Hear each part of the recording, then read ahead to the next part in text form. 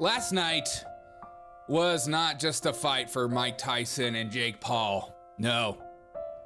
It was a fight for all elderly men. See, I see it a lot.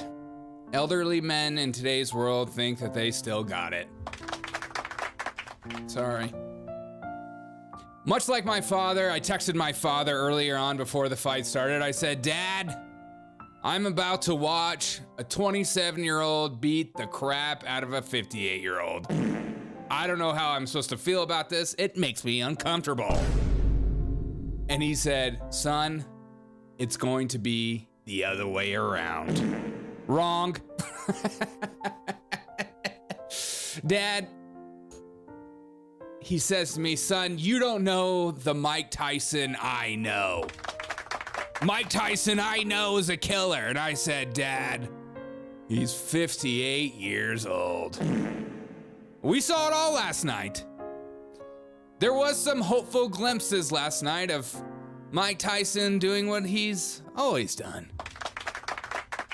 Hitting, smacking him in the face. There were some hopeful glimpses. My heart said that Tyson was gonna win, but my mind and my body said it was gonna be Jake Paul 100-fold. And of course, I bet on that because I'm not an idiot. You don't bet with your heart, you bet with your mind. And so this was the hopeful moment.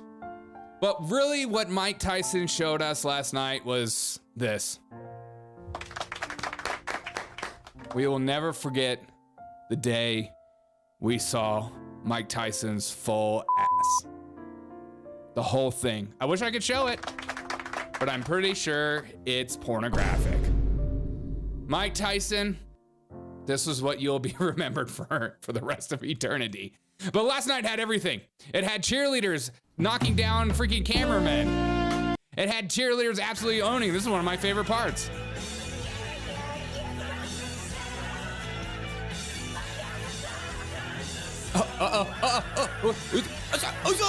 You just got murdered, dude.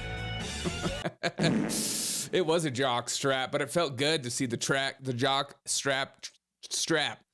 So the cheerleaders hit people, and people were getting so bored watching the fights, prelims, and how long it took that they took to the streets themselves. And there was multiple fights in the stands. This is still one of my favorite ones. It's just like an older guy versus a young kid with look at that beautiful mullet. I mean, that thing is good. And that fight was kind of boring as well, but I recommend you watch it. The best fight of the night was easily Serrano versus Taylor. The women put on a display for all the men to see. This is how you get down and dirty. This is how you do it. Yes, there was some headbutting, but it wasn't that much of a headbutt. She was putting her head forward. Puerto Ricans still reeling from the Tony Hinchcliffe joke about their island being called trash due to their waste management system problems, not because they're trash people. People don't understand it. But now they don't know what headbutts are. Everybody was rooting for her, but guess who put his money on who? I put it on her. I'll put it on Taylor. A name like O'Shea, you think I'm gonna go for a Puerto Rican? No thanks. But the thing that broke down everybody's heart last night, that was driving everybody absolutely mad, was Netflix and their constant buffering. What the frick was going on? I kept having to settle for being like 2 to 3 minutes behind everybody else in the world. It was driving me nuts. I was getting text messages. Do you see that round? I'm like, I'm still on round 1. And so, but I was so afraid to restart the stream because I knew if I restarted the stream, there's a chance that I missed everything or I don't get back in. Netflix was not ready for it. And Netflix then promoted saying, hey, we're going to do the NFL this come Christmas. Okay, Netflix, you better get your stuff together, son. You better get your stuff together. I don't want no buffering. Everybody was mad about that. But let's not forget how it all started. It all started with a dream and a hope and a vision that a 58-year-old man still could do it. He could still knock out the douchiest kid known to mankind. The kid that everyone's like, he seems like a nice guy, but part of me wants him to get absolutely knocked out. DIIT department. My favorite part, says Trump, not guilty, was the spinning hourglass. Yeah, me too, dude. But it all started as this. We all felt the same as I Show Speed as he calls Jake Paul right before the match and says this. Yo, Jake. What up, bro? You got a big fight coming up, bro. So you think you're going to beat Mike Tyson? I know I'm going to beat Mike Tyson. You know what, bro? Man, fuck that! Mike is about to fuck your ass up! He about to fuck! This was all of us. We all thought, no way Jake was going to do it. But then you started thinking about it. You're like, he's 58 years old. Are we about to watch like a grandpa? We're about to watch the life leave a grandfather's eyes. Much like the time that my dad challenged me to an arm wrestling match just probably about 10 years ago. And I beat the snot out of him. And he had that moment in his eyes of, oh, my son is now stronger than me. I am now getting older. Jake Paul into the arena the only way you can in Dallas in a convertible. Now, last time this happened, really bad things happened. Just ask RFK Jr. We all remember that. So it wasn't advised to roll in a convertible. You could get shot. Okay. He started out like this. Playing Phil Collins, of course, missing the most important part of Phil Collins with the drum part. They both missed it. If you're gonna use Phil Collins as an intro, as a walkout song, if you don't know when the drum is going to get dropped, get a different song. There's other Phil Collins songs, okay? Know the song. Violet says Netflix raised their prices twice so far. They don't even have servers to handle the, oh my God, I worked last night. I know they did. They didn't handle it at all. I don't know if they don't show the drum part. I missed it. Okay, so not recommended to jump in a convertible and go to downtown. Now there was glimpses of Mike looking pretty good. There was probably about 2 to 3 shots that looked okay. That was a good one. We were like, oh, Mike's back, Mike's gonna do it. And then Jake started doing that.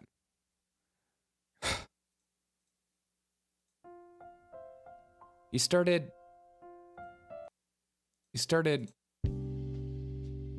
doing this. And Mike, you gonna let a man just lick his tongue like that?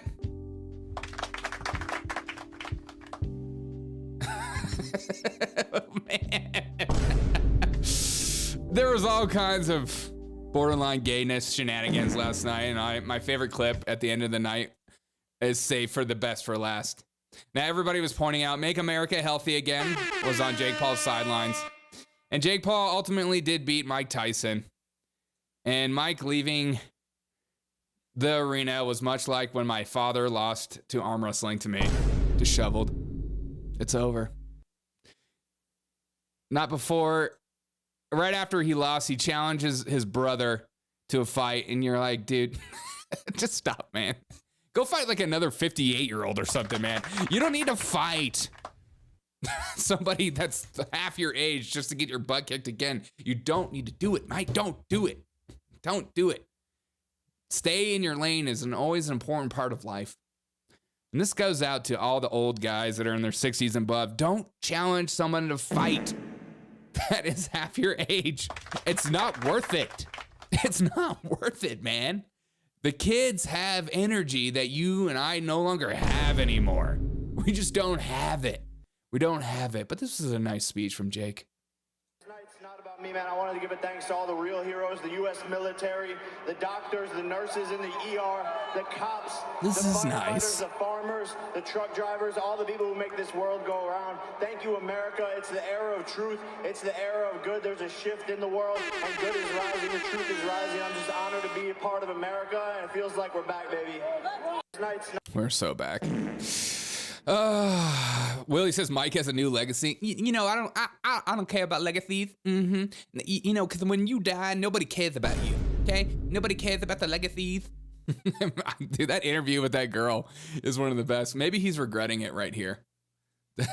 Right here. He's like, I should have said something different in that interview. If I could take back what I said to that girl, maybe I do want a legacy. Maybe I do want people to remember me as the serial, the crazy killer that I am. This look. This it was like watching Mike leave the fight I think that was the most depressing part of the entire fight sequence. The entire fight night. It was like you just wanted to hug him. You know what I'm saying? You just like, come on, man. Come in. Come here, Dad. Come here, Dad. It isn't what it used to be, is it? And that's okay. Okay, we just need to stay in our lane. We just need to stay in our freaking lane. But some of my favorite, Jake Paul, grateful to God, my family, my friends, we did it. What did you do?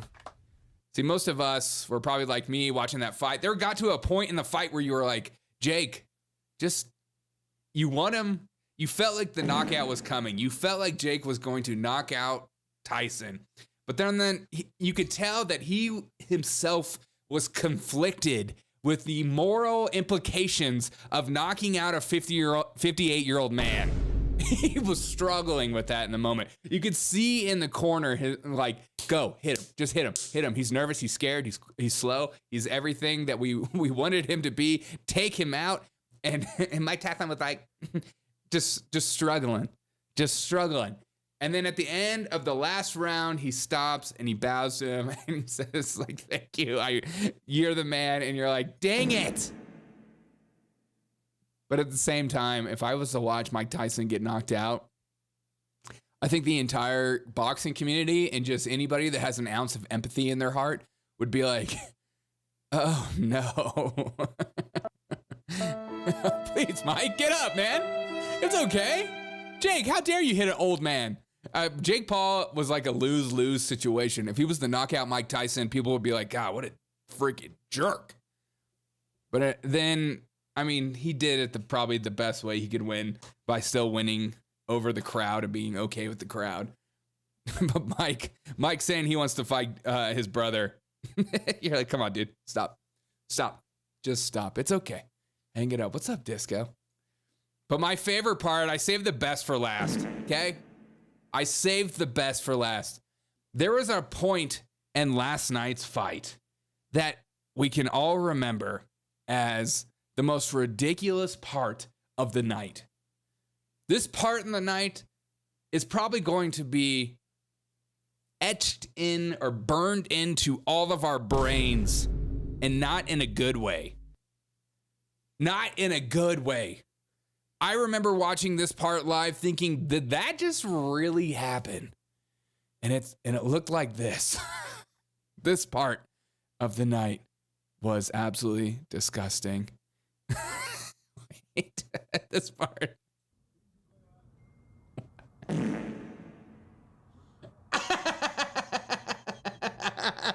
God, dude. And not only that, the dude got humped in the corner, smiled about it, turned around, and put out his hand to shake it afterwards. No. If you get me in a corner and you do this to me, I'm going nutso. I'm like, what the frick? I'm gonna do it back to you. I'm gonna knock you out and then teabag you on top, stand on top. I couldn't believe he was like, oh man, that's crazy. And then he's like, yeah, that was tight. Stop it, dude. Freaking stop it. It was an exhibition fight. What's funny is people bet on exhibition fights. Of course, bet on everything. You can bet on literally anything. I just pulled up an app the other day. You can bet on, will Elon Musk leave Doge? You can bet on anything. It's ridiculous. But this part and this fight is all etched in our brains. If you could sum up this fight in two pictures, it would probably be this part and this part. This part and this part. These two parts. The most memorable parts of the scene, and also the girls, let's give it up for the girls. Serrano and Taylor. That was the best fight of the night. I couldn't believe how hard they were hitting each other and going to town. It was just amazing. And as somebody who's heavily Irish, obviously, I am the victor. All right. What a fun fight, though. What a fun fight. What a fun night. Jake Paul does it like... The way he gets people to get excited about his fights, fighting these old dudes, is absolutely insane. I love it. That's so cool. I mean, he could teach a course in marketing. Or just like creating drama. You know what I mean? Being the villain. And then that it's okay to be the villain. You could still be the victor and yet be the villain in life. You know? All right, guys. I'm gonna go work out. And then I'm going to come back. I'm going to live stream later tonight. We're just going to hang out tonight. We're going to hang out tonight. We're going to have a good time. So if you don't mind dropping a like on this video and putting a comment below or sharing it on a social media platform, I would greatly appreciate it. Enjoy some coffee. Enjoy your time with friends. But remember, last night was a night that we're all going to remember, but also a lot of us want to forget. You know what I mean? Especially those people that are huge Mike Tyson fans. Your first thought is, let's just pretend that didn't happen, okay? Let's pretend the whole fight was just for funsies. You know what I mean? And how I want to remember Mike Tyson is the crazy psychotic individual who will just go out and just kill anyone.